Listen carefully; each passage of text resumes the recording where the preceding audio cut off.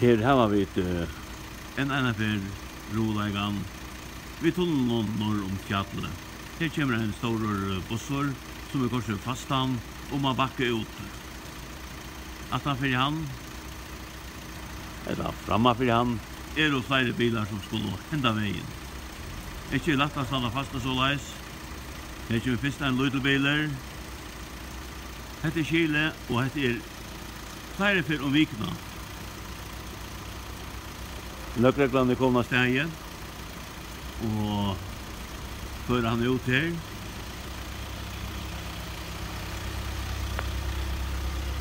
Og det det som vi faktisk søkja. Og vi søkja hvordan høver han Tega vi og søkja at han ber nastan vi hetta orda rattit. Hetta støvan til okkon. Her ikke frupor til kvarka sujo.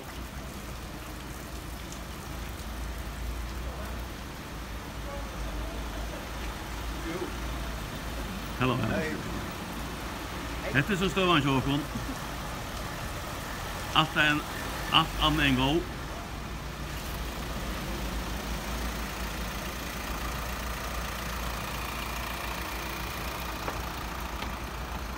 Hette her nevan å søtja om Hamjenskær, nevan. Well. Og at være trångt inn i en tunnel alt annet enn godt. Tank om eldre kom ui, det jo, det vi øtl hokse om, det ikke å gjøre. Her ikke hjelp norran fra.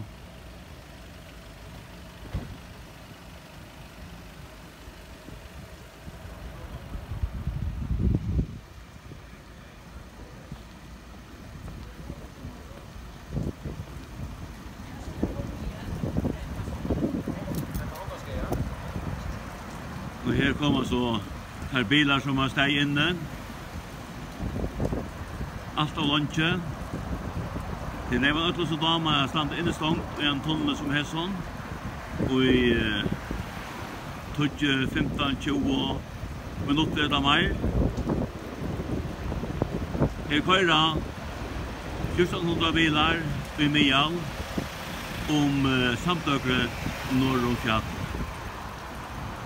Det sier at her tørver av en nødvendig tunnel her og nå som kjøtast.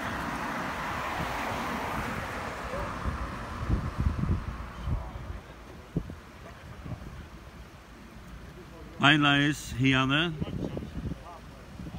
Torsdag 17. barst. Klokkan om ja, hun ferdig av gått 4. Det som bilen kører det. Og løkreglene hever uragera ved at styra ferstelene.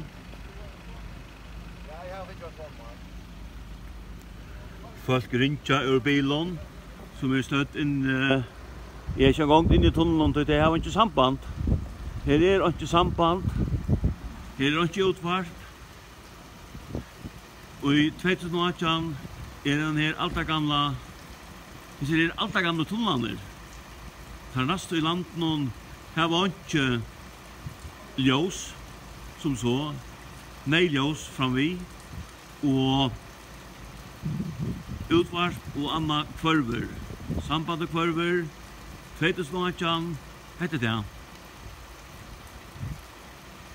Og vi boja til her sørste bilene kan skal komme, vi søtter onkrar her inne, og som vi skiljer så, det løkreglan inne hitja og tjekka om alt i Jordan.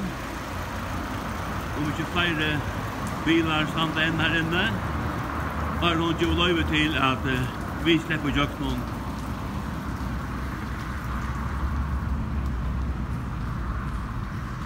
Jo, her smeie. Her sela smeie. Som vi suttja. Reflektorene enderskinnet stender rett og lengt ut av køyrebreidene. Skal du vujtje av, skal du bakka, ja, så kan du kjøtt skri alla sugen opp. Og til en ekve bilar som har finnet skrassvinn og sugen opp, så de må bakka.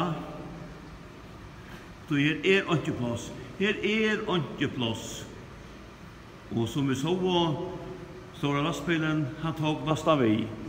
Og her kommer vanta mikler bilar vi evnon, kemiske evnon, som til vindene her norre, og mer sagt at det ser av vanda mykje. Kjemmer eldrøy, og jeg ofta ser sjølver næsta råk fra bilen som bæra vi. Hette til vi i 2018 oppleva så kunne Famienstunnelen, Dalstunnelen og som jeg har alle respekt for gjerast, men her må han nekka gjerast. 1400 bilar døgnet telje saman.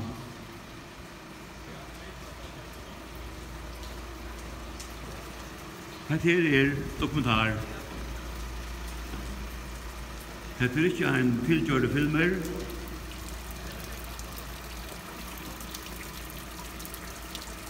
Kanskje dråpaner ur tog mettaja landskassan vi 400 millioner kunne räka etla tjänaga vi hese tunnelar. Det risastora avlopp som för det mesta kommer kanske fra fiskevinne her i Norrland og okkara vinno.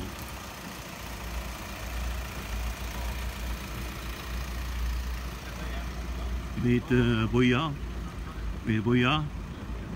Her kommer så nægge bilar, og som vi søtja, så var en lomme av bilen langt inne, som løkreglan får etter.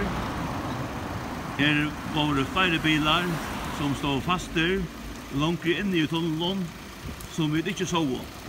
Så det vil si, om man ikke var som lette festene akkurat nå, just nu, så var atter en festepropper.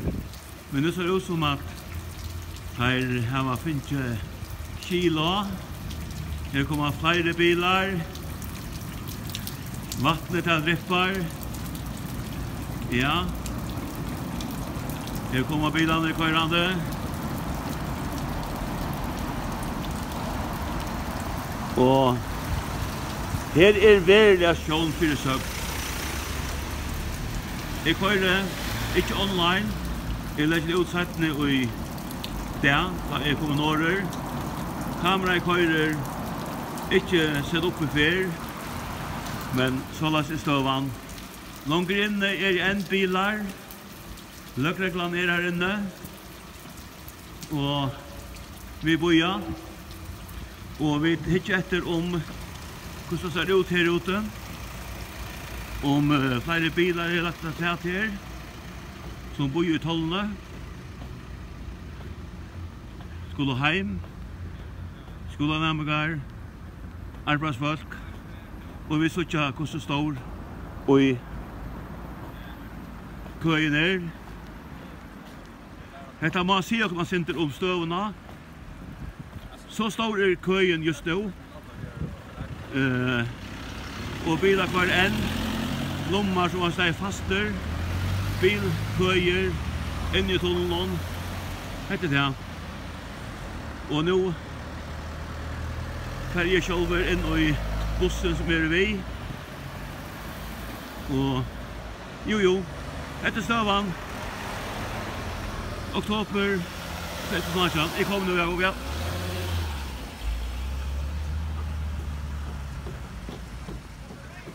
Ja, sjølvane! Det er rolig av her. Ja, det er det, boja. Nå, jeg tar hjemme.